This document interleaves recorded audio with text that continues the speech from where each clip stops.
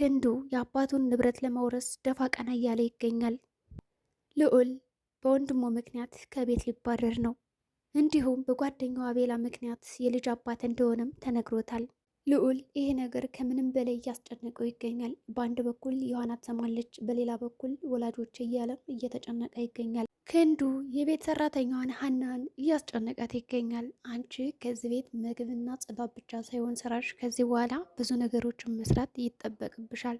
ግዴታ ደግሞ በተለይ እኔን ማገዝ አለብሽ፣ ያለበለዚያ ግን አንቄ ነው ምገልሽ እያለ እያስፈራራት ይገኛል። ይህን ቤተሰብ አንድ ለማለት ትተባበርኛለሽ? እንደዚህ እያናገራት እያለ ልዑል ወደ ኪችን ይገባል። የምትፈልጊው ነገር አለሽ ብሎም ይጠይቃታል ሀናን። ክንዱንም ማድቤት ካየሁ በኋላ እንዴ አንተ ከዚህ ነህ ምን ትሰራለህ በማለትም ጠይቆታል። አው ጨርሻለሁ፣ የምፈልገው ነገር ነበረኝ ወጣው ብሎም ተከታትሎ ወጣ። ወይዘሮ ሀናም አይ ልጅ አመሰግናለሁ፣ ምንም የምፈልገው ነገር የለም ብላ ሸኘችው። ልዑል በይመጣላት እንደተለመደው ክንዱ እየደበደባት ነበር ሀናን። ክንዱም ከቤት ከወጣ በኋላ ቀጥ ብሎ ወደ አባቱ ቢሮ ይሄዳል። ስራው እንዴት ነው ብሎም ጠይቀዋል።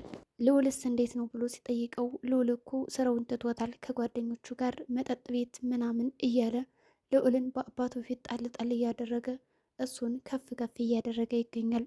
ስራውን እየሰራ አይደለም፣ በአባቱ ፊት ዝቅ እንዲል ያደርገዋል።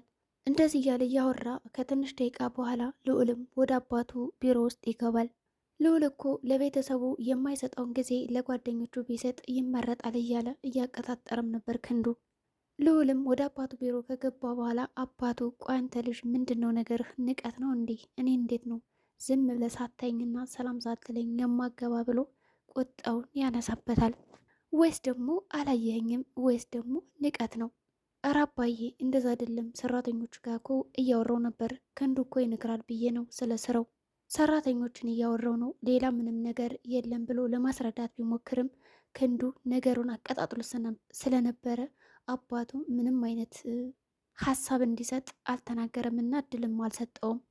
ልዑልም ገባውና ወደ ክንዱ ቢሮ ከሄደ በኋላ ምን እያደረክ ነው? ምን ብለው ነው ለአባቴ ብለው ይጠይቀዋል።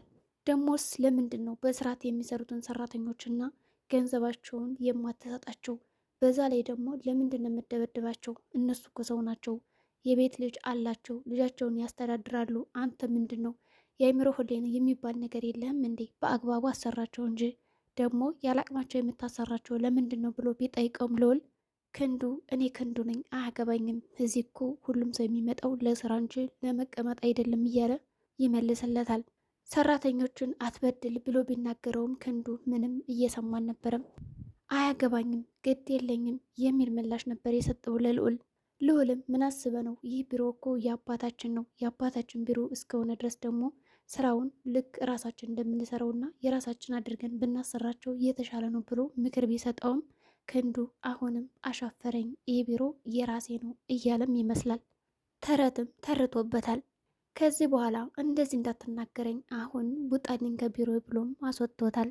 ጨርሻለሁ ሀሳቤን በማለትም ዝም እንዲል አድርጎታል። ልዑልም ወደ ቤቱ ከተመለሰ በኋላ ቁጭ ብሎ እያሰበ ይገኛል። እዚህ ገብኮ ያሉት እነዛ ሰዎች ናቸው እንደኛ፣ እንዴት አድርጌ ነው እነሱን ሳልበድልና ሳልጎዳ የማገዛቸው እያለ ያሰበ ነው። ከየትኛው ልሁን ይላል። በእምነት ሳሎን ላይ ቁጭ ብላ ነበር። እናቷ ወይዘሮ ኤልሳ መጣችና ልጅ ለምንድን ነው ፊትሽ እኮ ልክ አይደለም ምግብ በላሽ ብላ ስትጠይቃትም ምግብ አልበላውም ለምን ስትባልም እነዚህ ሰዎች የሚሰጡኝ ምግብና የሚሰሩት ምግብ ምንም እየጣፈጠኝና እየወደድኩት አይደለም ብላ ለእናቷ ትናገራለች። ወይዘሮ ኤልሳም ታዲያ ምን ይደረግ አንቺ ካልበላሽ ሰራተኛን ቀይር ብላ ብታማከራትም አይ አልፈልግም ብላለች። ስለዚህ ችግሩ ከሰራተኞች ሳይሆን ችግሩ ከራስሽ ነው ብላ መልሳላታለች። ይህን ጸባይሽን አባትሽ እንዳይሰማ አስተካከይ እያለች እየመከረቻትም ነበር። ሰራተኞቹን ደግሞ ለቀቅ አርጊያቸው ራቂ ብላታለች። ወይስ ደግሞ እኔ ሰርቼ እንዳብላሽ ነው የፈለግሽው አለቻት። ልዑልና አቤላ በሌላ በኩል ተገናኝተው ነበር። ልዑል ምን ሆነ ነው ይለዋል። እኔ እያወራሁ እኮ ስለ ሀሳቤና ስለደረሰብኝ ችግር ሀሳቤን እያካፈልኩህ፣ አንተ ግን እያዳመጥከኝ አይደለም ይለዋል ልዑልን። ልዑል የተፈጠረውን ነገር ለአቤላ ለጓደኛው ቢያማክረውም አቤላ ግን ነገሩን ቸላ ቸላና ናቅ እያደረገው ይገኛል። ምንድን ነው የምታወራው? እኔ እኮ ስለ ስራ ነው የማወራህ ይለዋል። አቤላም አንተ ብትሰራ ባትሰራ ምን ያደርግልሃል? አባትህ እኮ ዘናጭ ባለ ሀብት ነው ብሎ መለሰለት። ልዑል እኔ ገንዘብ ሳይሆን የምፈልገው ሰው ነው ይላል። ለማንኛውም ከዚህ ቦታ ለምን ጠራኝ ብሎ ሲጠይቀውም የሆነ ሰው ላስተዋውቅ ነው ይለዋል። ቶሎ ወደ ቤት መመለስ አለብኝ፣ ንገረኝ ጉዳዩን። አቤላም ወደ ቀጠረው ቦታ ወስዶ ልጅቷን ያስተዋውቀዋል። ይች ልጅ ቴና ትባላለች፣ ከአንተ ደግሞ የሆነ ልጅ አለ ብሎም ያስተዋውቀዋል። ልዑል በጣም የደነግጠና እንዴት ሊሆን ይችላል? እኔ አላውቅሽም። በእርግጥ ነው አንድ ጊዜ የጠጣን ጊዜ አይችሻለሁ፣ ከዛ በኋላ ግን አላየውሽም ይላታል። ልጅቷም እንዴ እስካሁን እኮ ልጅን ብቻዬን የማሳድገው አግዘኝ፣ ዳይፐርም ምናምን እያለችው ነው። አቤላም እስካሁንም እኔ እያገዝኳት ነበር ብሎ ይከራከራል። ማለት አንተ ሁሉ ነገር እያወቅክ እንዴት እስካሁን አልነገርከኝም ሲለውም አይ ነገሩን አሁን ነው የሰማሁት ብሎ እንደገና ያጭበረብረዋል። አሁን እኔ ምንም የማውቀው ነገር የለኝም፣ ከአቤላ ስልክሽን ተቀብዬ እደውልልሻለሁ በማለትም ተለይቷቸዋል። ልዑልም ወደ ቤት ከተመለሰ በኋላ የቱ ጋር እንደሆነ ስህተቱ ባላውቅም ግን ደግሞ በጣም ከባድ ውስጥ ነኝ ያለሁት። ዮሐናና በእምነት ዮሐና ስራውን እየሰራች እያለ በእምነት ትመጣና ስሚ አንቺ እንደለመድሽው እቃዬን ልትሰርቂ ነው ወይስ ደግሞ ምን እየሰራች ነው ትላታለች። አሁን የወሰድሽውን እቃ በፍጥነት መልሽ ብላ ስትጠይቃትም እኔ ምንም የወሰድኩት እቃ የለም ስትላት በዚህ መጥረጊያ ነው እምከሰከስሽ ወገብሽን ብላ ቀማቻትና እውነትም እንዳለችው በእምነት ደበደበቻት ዮሐናን። ዮሐናም ብላ ጮኋለች። ክንዱና ሀና በመንገድ ላይ ነበረች። ወይዘሮ ሀና ይላታል። በሀሳቤ ተስማማሽ እንዴ? አንተ እኮ ጥሩና መልካም ልጅ ነህ፣ በዛ ላይ ደግሞ የቤቱ የመጀመሪያ ልጅ ነህ። ለምንድን ነው እንደዚህ የምታደርገው? እባክህ አቶ አለሙ እኮ ወንድሜ ነው ትለዋለች። ምን አሁንስ ወንድምሽ ሆነ ብሎም ይናገራታል። ሁለተኛ በመንገድ እንዳላገኘሽ ብሎ ዝቶባት ይሄዳል። ዮሐናም ኪችን ሆና ኤልሳ መጣችና የት ነህ ሀና ብላ ስትጠይቃት እግሯን እያመማት ስለሆነ አልመጣችም አለቻት። ጀመራችሁ ብላም አኮረፈች። ዮሐናም በጣም እያዘነች ነበር። እናቴ ከምን አይነት ቤት ውስጥ ነው የምትሰራው? ለካ እንደዚህ ጨካኝ ናቸው እንዴ? አባቴ ከሞተ በኋላ እናቴ ምንም አላረፈችም። ምን አለ ወደዚች ምድር ባልተፈጠርኩና ባልተመለስኩ እያለች እያሰበችና እየተጨነቀች ነው። እናቷ ምን አይነት ስራ እንደምትሰራና ምን አይነት ጸባይ ይዛ እንደምታስተናግድ በዚያው ተረድታለች። ህይወቴ ተመሰቃቀለ። ማርቆስና አለሙ ማርቆስ በደረጃ ውስጥ የተካሄደውን የፋይል ሰነዶችን ለአቶ አለሙ ያስረዳዋል። እነዚህ ፋይሎች እንደዚህ ሲሆኑ እኔ የት ሄጄ ነው በማለትም ይጠይቋል አቶ አለሙ። ማርቆስም እስካሁን ታዲያ የት ነበርክ ይህ ነገር ሲፈጠር ብሎ ሲጠይቅ እንዴ አቶ አለሙ እኔ እኮ አዲስ ሰራተኛ ነኝ በማለት መልሷል። ማለት ማን ነበር ስምህ? ማርቆስ የልዑል ጓደኛ?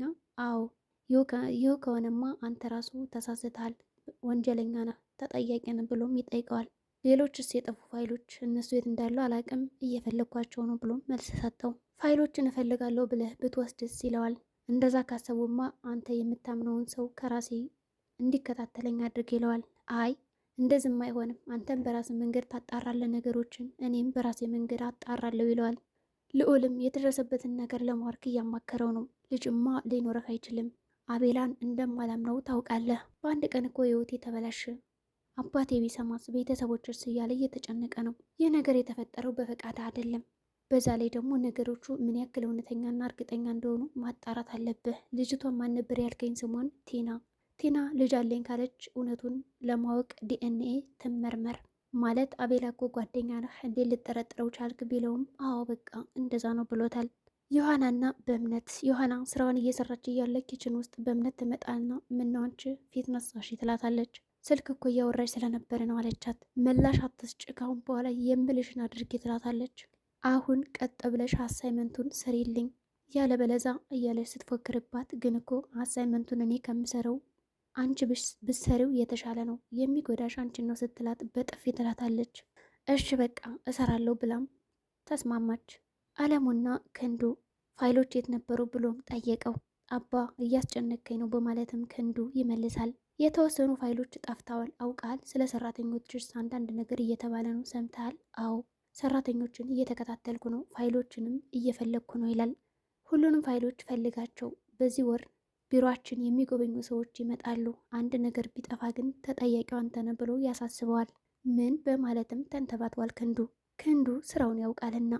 አቤላ ስልክ እያወራ ነው ከቴና ጋር። ይህን ነገር ምን ያገናኘዋል ከአንቺ ጋር ይላታል።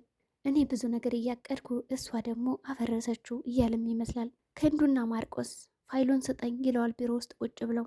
የምን ፋይል አልሰጥም፣ ለአቶ አለሙ ነው የምሰጠው ይለዋል። እኔ እኮ አለቃህ ነኝ ያለዛ ትባረራለህ ብሎም ያስፈራረዋል። እኔ ከስራ መባረሩ ምንም አይመስለኝም ይለዋል። ክንዱም በንዴት ምንጥቅ ያደርገዋል። ቅዱስም መስረጃ እየሰበሰበ ስለነበረ ቪዲዮ ቀርጾታል። ራብና ድህነት እንዴት እንደሆነ ታያለ ከዚህ ቢሮ ውስጥ ካስወጣው እያለ ቢፎክርበትም ማርቆስ ግን ምንም ጆሮ አልሰጠውም። ልዑልና አባቱ ልዑል የተፈጠረውንና ለሰራተኞቹ የደረሰባቸውን ግፍ ለመናገር ይሄዳል ወደ ቢሮ። ሳላቀው ቢሮዬን ዘረፍከኝ እንደ ይለዋል አባቱም። አይ አባዬ ምናልባት በቢሮ ውስጥ የሚካሄዱትን ነገሮች ካላወቅ ልንገርህና ላሳውቅ ብዬ ነው የመጣሁት በማለት ሲመልስም አባቱ በቁጣ አንተ ማነህ ሲጀመር ከዚህ ቢሮና ስራ ብለህ እምቢ ብልሃል። ስለዚህ ምን ልታደርግ ነው? ልከሰኝ ነው ከሰራተኞች ጋር ተሰባስበ በማለት ይናገረዋል። እረ እንደዛ አይደለም ብሎ ለማሳመን ቢሞክርም አባቱ ግን በጣም ተናዶ አባት ግን ልከሰው ነው በማለትም ተቆጥቶ እንዲወጣ አድርጎታል ከቢሮው። ወደ ቤት ከተመለሰ በኋላ ታሎምም ለሚስቱ ልጅሽንማ ከዚህ ቤት ማባረር አለብኝ፣ ሊከሰኝ ነው እኮ ተባብሮ ከሰራተኞቹ ጋር እያለ እያወራት ነው። አይ አንተ ደግሞ ጀምረህ፣ እኔ በእርግጥ ስለ ስራህ ምንም የማውቀው ነገር የለም፣ በእርግጥ ልጅን ደግሞ እያወቅከው አይደለም ትለዋለች። ሰነፍ ነው እያለ ያወራል። ልጅ ከዚህ ቤት መውጣት የለበትም እያለች እየተከራከረች ነው። አቤላና ማርክ ደስታ ሊገለኝ ነው ይላል። ማለት ፍቅር ይዞኛል፣ ያቺ ከነ ልዑል ቤት የምትሰራው ዮሐና ምንም አይነት ፊት አትሰጠኝም ነበር፣ አሁን ግን ደስ ብሎኛል። አንተ እንዴት እንደዚህ ታደርጋለህ? ልዑል እንደሚወዳት ታውቃለህ ይለዋል። አውቃለሁ፣ ነገር ግን ከሁለታችን አንዱ ያሸነፈ ይወስዳል ይላል። ቲና ተመልሳ መጣ ነበር ልዑልን ለማግኘት። ማርቆስም ነበረና ተሰብስበው ቁጭ ብለው ስታገኛቸው በጣም ተደናግጣ እኔ እኮ ብቻህን መስሎኝ ነበር፣ ለካስ ተሰብስባችሁ ነው የመጣችሁት፣ ልጅን አስተኝቼ ነው የመጣሁት፣ ስለዚህ መሄድ አለብኝ ብላ ትቻኮላለች። እነሱም የመጡበትን ሀሳብ ዲኤንኤ ምርመራ ልንመረመር ነው፣ ልጁ የኔ መሆኑን ላረጋግጥ ነው ሲላት በጣም ተደነግጥና ገንዘቡን ስጠኝ ያለዛ ግን ሄዳለሁ እያለች ስትከራከር ነበር። አቤላም እኔ ሳልመጣ ነገሩን ጀምራችሁት እንዴ ብሎ ሀሳብ ሰጥቷቸዋል።